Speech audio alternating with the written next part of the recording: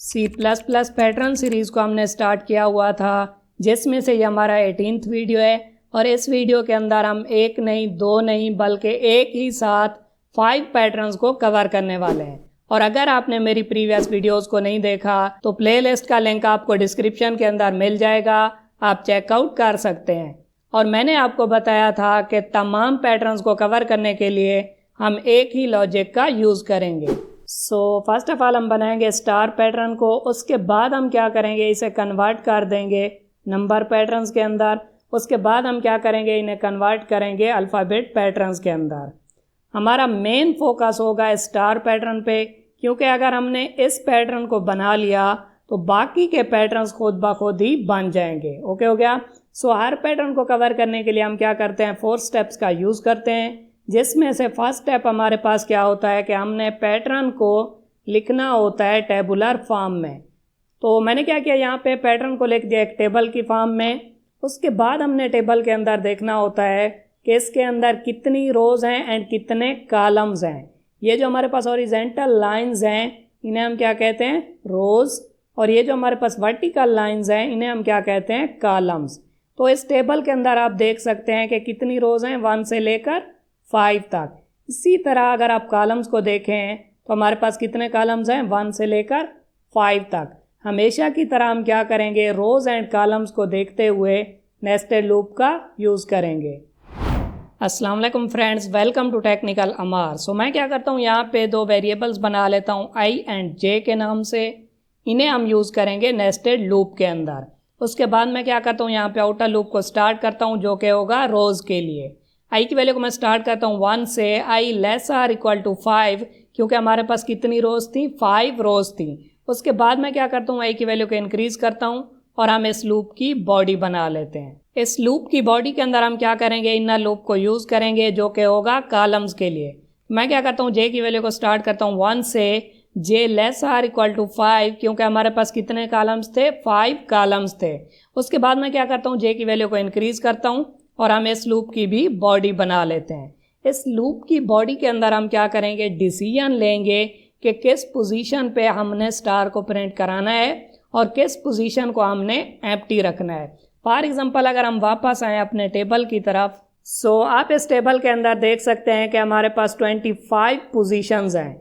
किसी पोजीशन पे तो हमने स्टार को प्रिंट कराया हुआ है और किसी पोजीशन को हमने यहाँ पे एम्प्टी रखा हुआ है। फॉर एग्जांपल अगर हम यहाँ पे देखें फर्स्ट रो को, यानी कि i की वैल्यू 1 के लिए, तो हमारे पास 5 कॉलम्स होंगे। तो i की वैल्यू 1 के लिए अगर हमारे पास j की वैल्यू 1 है तो यहाँ पे हमने स्टार को प्रिंट नहीं कराना।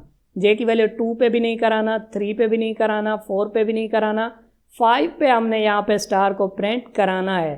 i की वैल्यू 1 एंड j की वैल्यू 5 पे हमने स्टार को प्रिंट कराना है। इसी तरह अगर i की वैल्यू 2 है तो j की कौन कौन सी वैल्यूज़ हैं, 1 भी नहीं है, 2 भी नहीं है, 3 भी नहीं है, 4 एंड 5 पे हमने स्टार को प्रिंट करवाना है। हम क्या करेंगे, i एंड j की वैल्यू को देखते हुए पोजीशंस का डिसीजन लेंगे। पोजीशन के डिसीजन के लिए हम क्या करेंगे, यहाँ पे लगाएंगे एक कंडीशन। अगर ये वाली कंडीशन ट्रू होगी तो हम क्या करेंगे, स्टार को प्रिंट कराएंगे।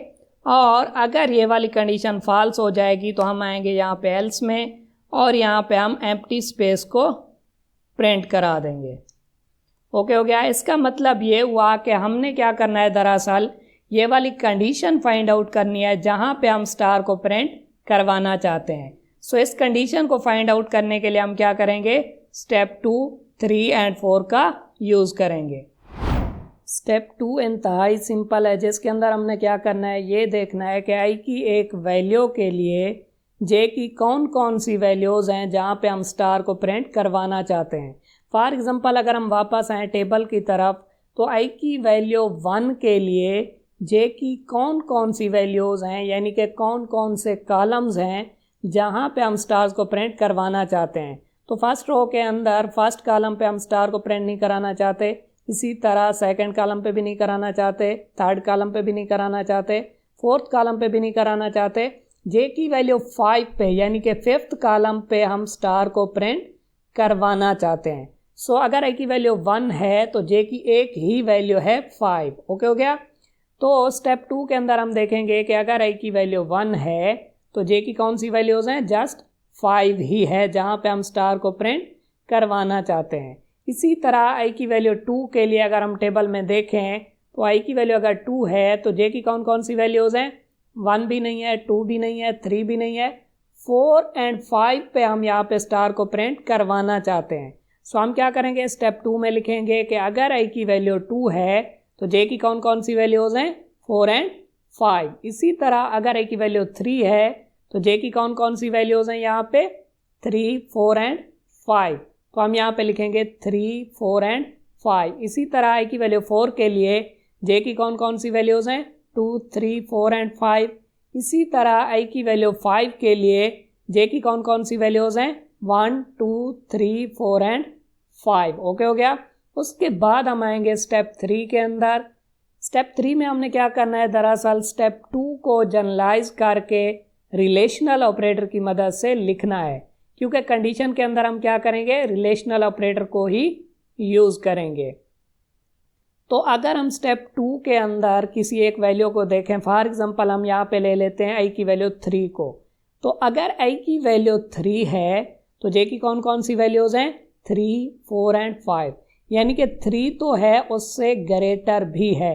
ओके हो गया। तो j की वैल्यू क्या है, 3 एंड उससे ग्रेटर। तो हम यहाँ पे लिखेंगे कि अगर i की वैल्यू 3 है तो j क्या होगा, ग्रेटर आर इक्वल टू 3। इसी तरह अगर i की वैल्यू 4 है तो यहाँ पे j की कौन सी वैल्यूज़ हैं, 2, 3, 4 एंड 5। यानी कि 2 है और उससे ग्रेटर भी है। तो हम यहाँ पे लिखेंगे j greater or equal to 2। इसी तरह 5 के लिए j greater or equal to 1, 2 के लिए j greater or equal to 4। यहाँ पे जब i की वैल्यू 1 होगी तो j की एक ही वैल्यू है 5, बट आप यहाँ पे देख सकते हैं कि i की हर वैल्यू के लिए हमने यहाँ पे लिखा j greater or equal to.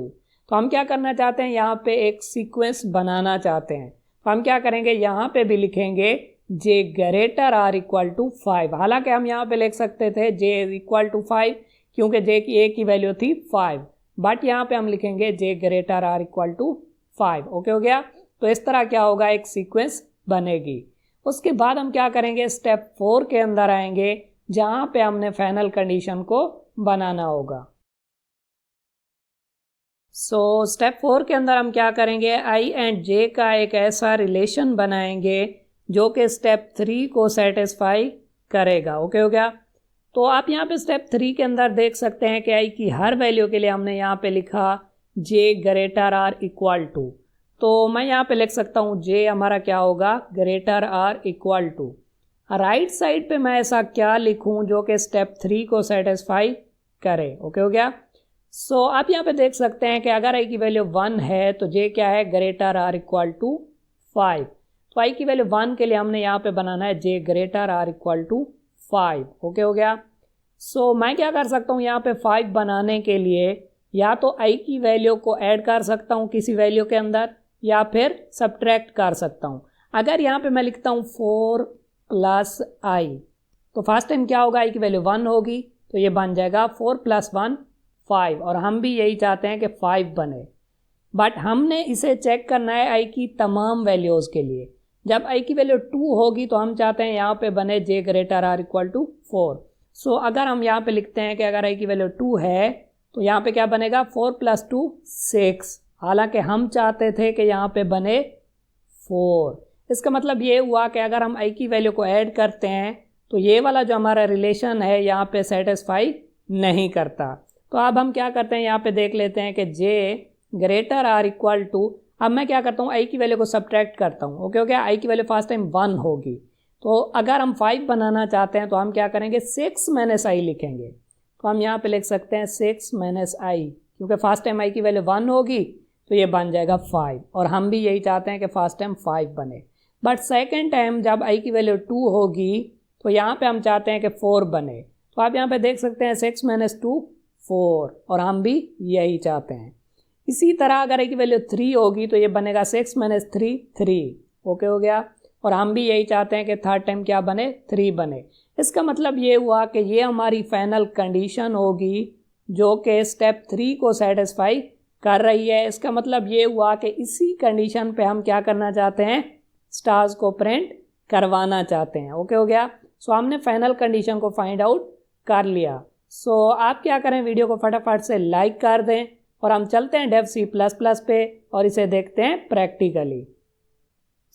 हमने अपनी फाइनल कंडीशन को फाइंड आउट कर लिया था जो कि थी j greater or equal to 6 minus I। अब अगर मैं इसे ड्राई एंड रन करूं तो फर्स्ट टाइम क्या होगा, i की वैल्यू होगी 1 less or equal to 5, condition true हो जाएगी। यहाँ पे i की वैल्यू क्या होगी 1, यानी कि फर्स्ट रो, एक ही रो के अंदर हमारे पास कितने कॉलम्स होंगे, 5 कॉलम्स होंगे। इसका मतलब ये हुआ कि i की वैल्यू 1 के लिए ये वाला लूप 5 टाइम चलेगा। ओके हो गया। फर्स्ट टाइम क्या होगा, j की वैल्यू होगी 1 less or equal to 5, condition true हो जाएगी और हम लूप के अंदर आएंगे। यहाँ पे ये वाली कंडीशन चेक होगी, अगर ये वाली कंडीशन ट्रू हो जाएगी तो यहाँ पे स्टार प्रिंट होगा, वरना यहाँ पे एम्प्टी स्पेस प्रिंट हो जाएगी। उसके बाद क्या होगा, j की वैल्यू इंक्रीज होकर 2 हो जाएगी, 2 less or equal to 5, condition true हो जाएगी। तो j की वैल्यू 2 के लिए भी क्या होगा, ये वाली कंडीशन चेकआउट होगी। अगर ये वाली कंडीशन ट्रू होगी तो स्टार प्रिंट होगा, वरना यहाँ पे एम्प्टी स्पेस प्रिंट होगी।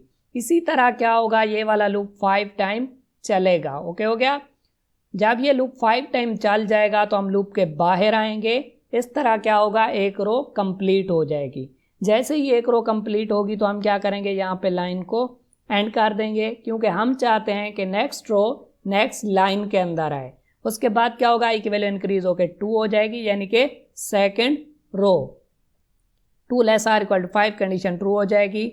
उसके बाद क्या होगा, सेकेंड रो के लिए भी ये वाला प्रोसेस रिपीट होगा। इसी तरह क्या होगा, third row, fourth row and fifth row के लिए भी क्या होगा, ये वाला प्रोसेस रिपीट होगा।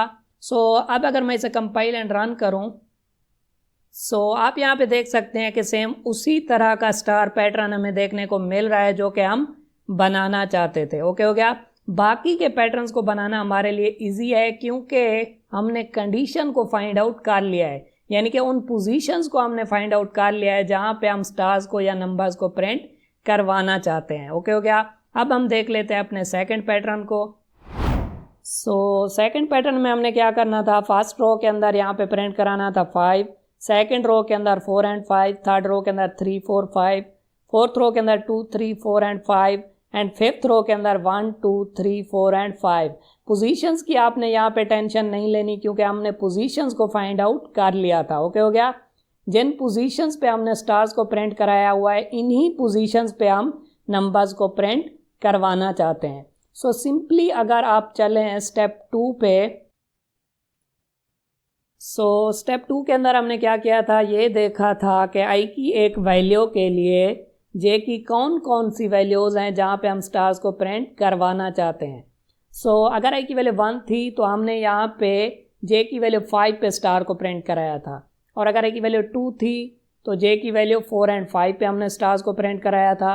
इसी तरह 3 के लिए 3 4 एंड 5 पे, 4 के लिए 2 3 4 एंड 5 पे, एंड 5 के लिए 1 2 3 4 एंड 5 पे। अगर आप गौर से देखें तो यही हमारा सेकंड पैटर्न है। ओके हो गया। अगर मैं स्टार की बजाय j की वैल्यूज़ को प्रिंट कराता हूं तो क्या होगा, ये वाला पैटर्न हमें देखने को मिल जाएगा। मैं क्या करता हूं, यहाँ पे स्टार की बजाय सिंपली j की वैल्यू को प्रिंट कराता हूं। अब अगर मैं इसे कंपाइल एंड रन करूं आप यहाँ पे देख सकते हैं कि सेम उसी तरह का नंबर पैटर्न हमें देखने को मिल रहा है जो कि हम बनाना चाहते थे। अब हम देख लेते हैं अपने थर्ड पैटर्न को। थर्ड पैटर्न के अंदर हमने क्या करना है, यहाँ पे फर्स्ट रो के अंदर हमने प्रिंट कराना है 1, सेकंड रो के अंदर हमने प्रिंट कराना है 2 एंड 2, थर्ड रो के अंदर 3 3 3, फोर्थ रो के अंदर 4 4 4 एंड फिफ्थ रो के अंदर 5 5 5। ओके हो गया। तो आप यहाँ पे एक चीज़ गौर से देखें कि हर रो के अंदर सेम ही नंबर रिपीट हो रहा है। फर्स्ट रो के अंदर 1, सेकंड रो के अंदर 2, थर्ड रो के अंदर 3, फोर्थ रो के अंदर 4 एंड फिफ्थ रो के अंदर 5। एक चीज़ आप यहाँ पे देखें कि रो नंबर भी हमारे पास क्या होता है, सेम ही होता है। तो आप यहाँ पे देख सकते हैं टेबल के अंदर कि अगर हमारे पास फर्स्ट रो है तो यहाँ पे कॉलम्स तो चेंज हो रहे हैं। j की वैल्यू 1 है, j की वैल्यू 2 है, 3 है, 4 है, 5 है, बट i की वैल्यू सेम ही होगी 1। ओके हो गया।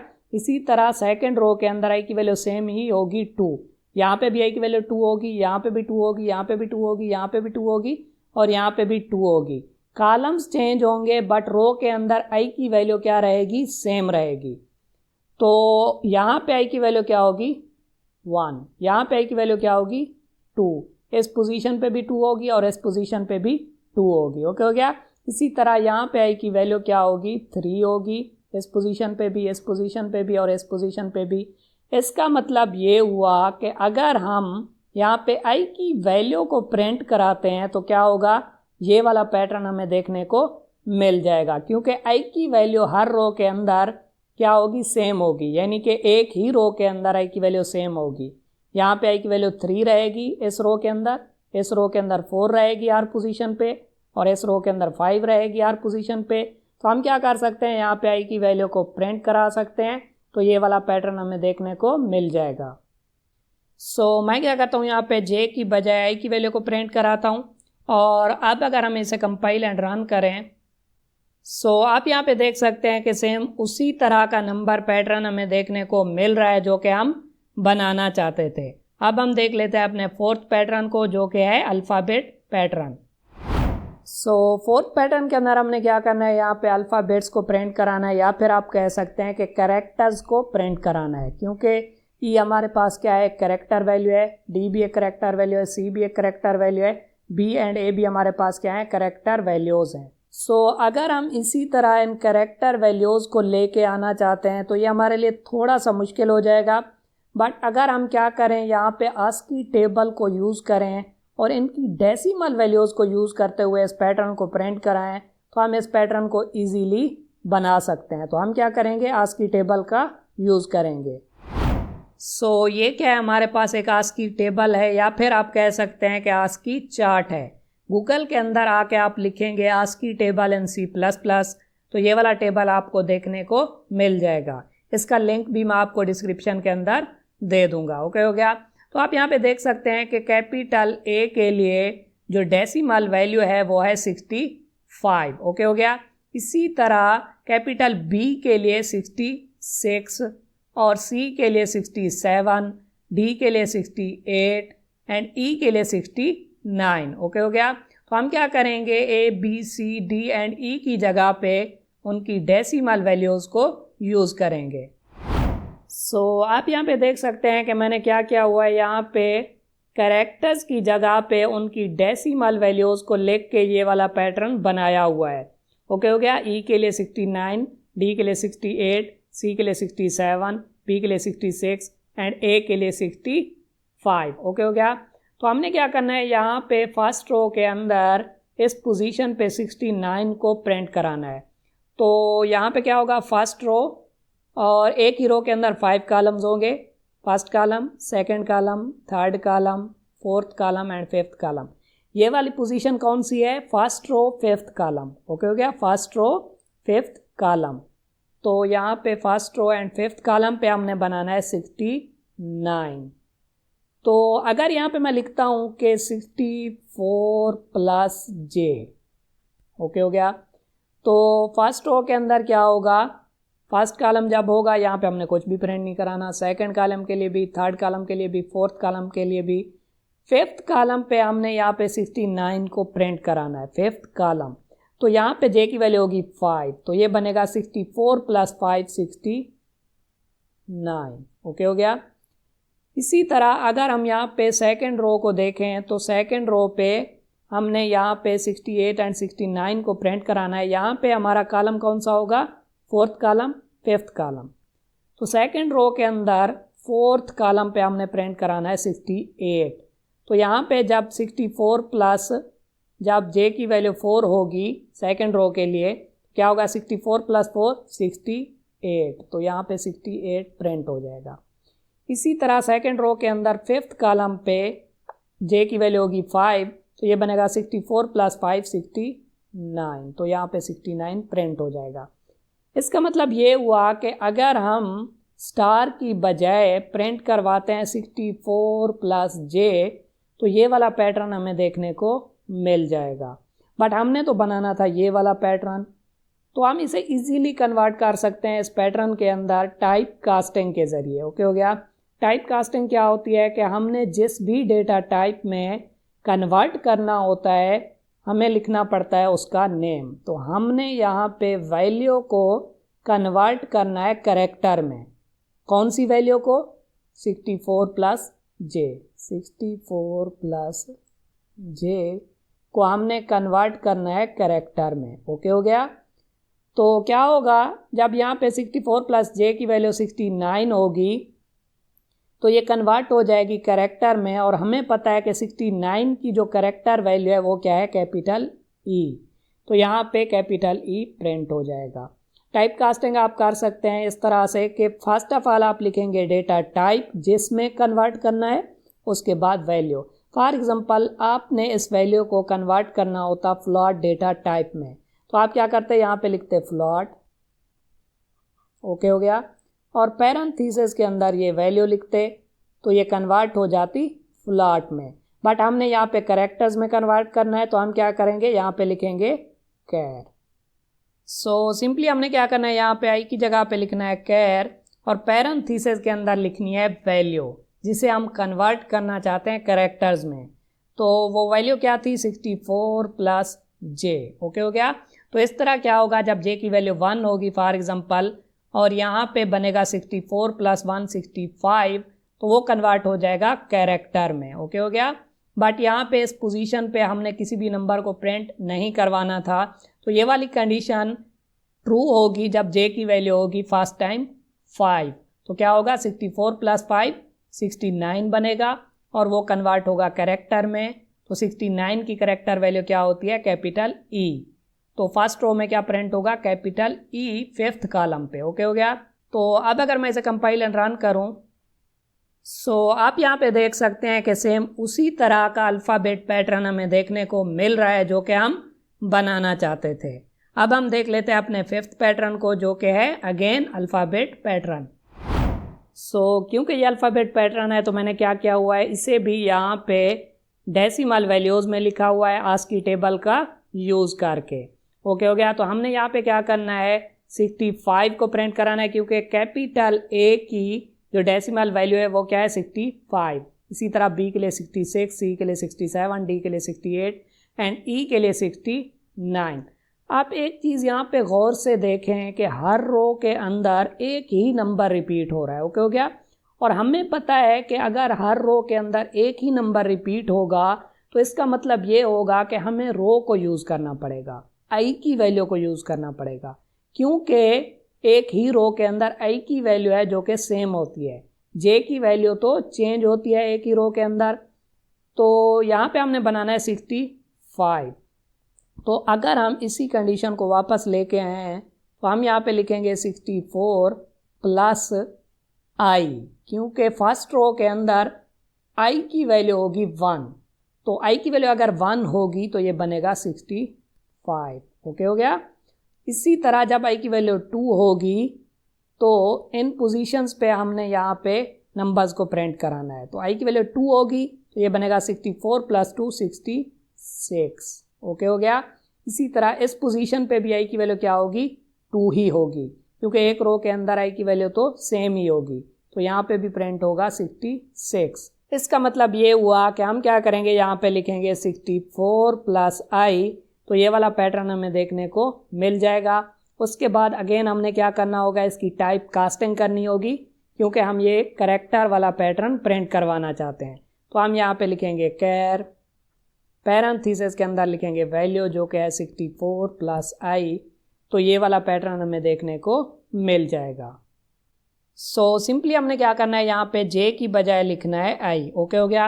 अब अगर मैं इसे कंपाइल एंड रन करूँ, सो आप यहाँ पे देख सकते हैं कि सेम उसी तरह का पैटर्न हमें देखने को मिल रहा है जो कि हम बनाना चाहते थे।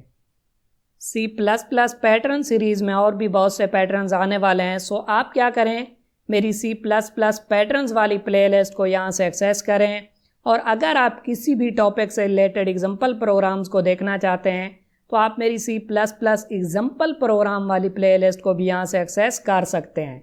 और अगर आप C++ को बिल्कुल बेसिक लेवल से देखना चाहते हैं तो आप मेरी C++ ट्यूटोरियल फॉर बिगनर्स वाली प्लेलिस्ट को भी यहाँ से एक्सेस कर सकते हैं।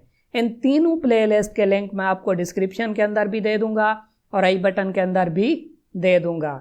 वीडियो अच्छी लगी हो तो वीडियो को लाइक करें और चैनल को सब्सक्राइब करें। Thank you.